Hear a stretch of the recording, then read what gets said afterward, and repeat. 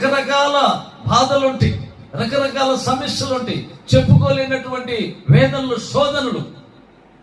దేవుడి కార్యం చేస్తే బాగుండు. నాకు ప్రతి ఒక్కళ్ళకి కూడా ఉంటది ఏదో ఒక కోరిక, ఏదో ఒక ఆశ, ఏదో ఒక సంతోషం. ఆ సంతోషం బయటకు వచ్చి సంతోషంగా నా దేవుడు నా యందు కార్యం చేసిందని సంతోషంగా, ఆనందంగా చెప్పుకోగలిగిన నాడే నీకు నిజమైన సంతోషం. హల్లెలూయా. లేకపోతే లేదు. డబ్బు సంపాదించినా సుఖం లేదు, ఏది ఉంటే సుఖం లేదు ఈ లోకంలో. ఎందుకంటే ఈ లోకం మనది కాదు.